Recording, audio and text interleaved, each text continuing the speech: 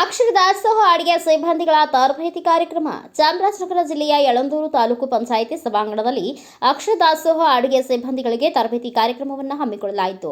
ತರಬೇತಿ ಕಾರ್ಯಕ್ರಮವನ್ನು ಬಿಆರ್ಸಿ ನಂಜುಂಡಯ್ಯ ಅವರು ಉದ್ಘಾಟನೆ ನೆರವೇರಿಸಿ ಮಾತನಾಡಿದರು. ನಂತರ ಅಕ್ಷರದಾಸೋಹ ಶಿಕ್ಷಣಾಧಿಕಾರಿ ರೇವಣ್ಣ ಅವರು ಮಾತನಾಡಿ, ಸಿಬ್ಬಂದಿಗಳು ಸ್ವಚ್ಛತೆ ಹಾಗೂ ಮಕ್ಕಳ ಸುರಕ್ಷತೆ ಬಗ್ಗೆ ಹೆಚ್ಚಿನ ಗಮನ ಹರಿಸಿ ಎಂದರು. ಸಭಾಂಗಣದಲ್ಲಿ ಯಳಂದೂರು ತಾಲೂಕಿನ ಎಲ್ಲ ಮುಖ್ಯ ಅಡುಗೆ ಸಿಬ್ಬಂದಿಗಳು, ಸಹಾಯಕ ಸಿಬ್ಬಂದಿಗಳು ಇವರಿಗೆ ಒಂದು ದಿನದ ತರಬೇತಿ ಕಾರ್ಯಕ್ರಮವನ್ನು ನಮ್ಮಲ್ಲಿ ಹಮ್ಮಿಕೊಳ್ಳಲಾಗಿದೆ. ಈ ಕಾರ್ಯಕ್ರಮದಲ್ಲಿ ಇರತಕ್ಕ ಕ್ಷೇತ್ರ ಶಿಕ್ಷಣಾಧಿಕಾರಿಗಳಂತಹ ರೇವಣ್ಣ ಸರ್ ಅವರೇ, ನಿರ್ದೇಶಕರಾದಂತಹ ಸ್ನೇಹಿತರಾದಂತಹ ಶ್ರೀನಿವಾಸ್ ಸರ್ ಅವರೇ, ಹಾಗೂ ಸಹಾಯಕ ಮತ್ತು ಮುಖ್ಯ ಅಡುಗೆ ಸಿಬ್ಬಂದಿಯ ಒಂದು ಮುಖ್ಯಸ್ಥರಾದಂತಹ ಅಧ್ಯಕ್ಷರಾದಂತಹ ಸುಂದರಮ್ಮ ಅವರೇ, ಪೈಚನ ಸರ್ ಅವರೇ, ಸತೀಶ್ ಸರ್ ಅವರೇ, ಹಾಗೂ ಆರೋಗ್ಯ ಇಲಾಖೆಯಿಂದ ಬಂದಿರತಕ್ಕಂತ ಅಡುಗೆ ಸಿಬ್ಬಂದಿಯ ಸಹೋದರಿಯ ಮತ್ತು ಪ್ರೀತಿಯ ನನ್ನ ಮಾಧ್ಯಮ ಮಿತ್ರರು, ಪ್ರತಿ ವರ್ಷದಂತೆ ನಾವು ಎಲ್ಲ ಕಾರ್ಯಕ್ರಮಗಳನ್ನ ಅಚ್ಚುಕಟ್ಟಾಗಿ ಮಾಡಲಿಕ್ಕೆ ನಾವು ನಮ್ಮದೇ ಆದ ಒಂದು ಪ್ಲಾನ್ ಅಲ್ಲಿ ಇಟ್ಕೊಳ್ತೀವಿ. ಆ ಪ್ಲಾನ್ ಇಟ್ಕೊಂಡಾಗ ನಮ್ಮ ಏನು ಅನ್ಕೊಂಡಿರ್ತೀವಿ ಆ ಕೆಲಸಗಳನ್ನ ಅಚ್ಚುಕಟ್ಟಾಗಿ, ಸೊಗಸಾಗಿ, ಪರಿಣಾಮಕಾರಿಯಾಗಿ ಮಾಡಲಿಕ್ಕೆ ಸಾಧ್ಯ ಆಗ್ತದೆ.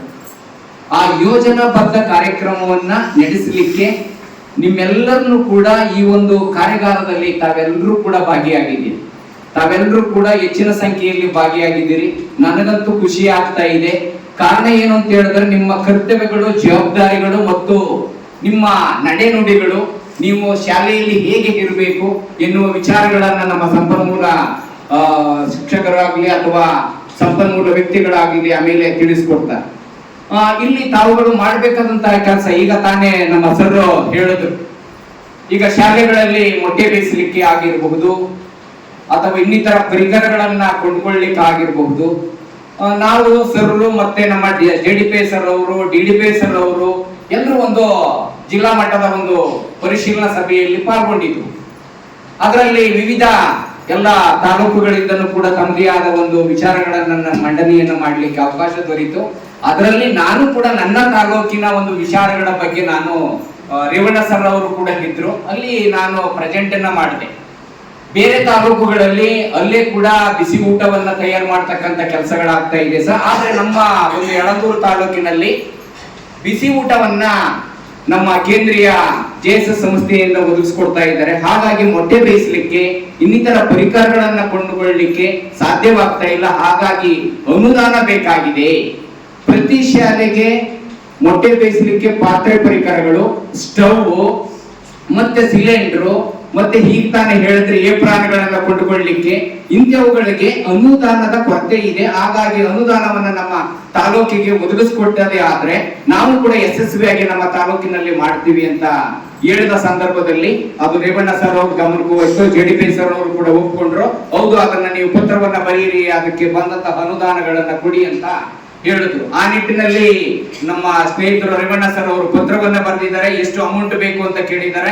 ಹಾಗಾಗಿ ಪತ್ರವನ್ನ ಬರೆದು ಮಾಡಿರ್ತಕ್ಕಂಥ ನಮ್ಮ ರೇವಣ್ಣ ಸರ್ ಅವರಿಗೆ ನಿಮ್ಮೆಲ್ಲರ ಅಭಿಮಾನದ ಚಪ್ಪಾಳೆಯನ್ನ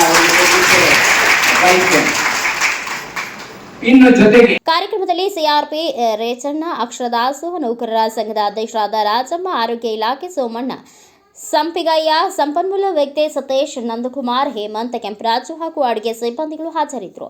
ಬ್ಯೂರೋ ರಿಪೋರ್ಟ್, ಸ್ವಾಮಿ ಬಳೆಪೇಟೆ, ಭಾರತ ವೈಭವ ನ್ಯೂಸ್, ಚಾಮರಾಜನಗರ.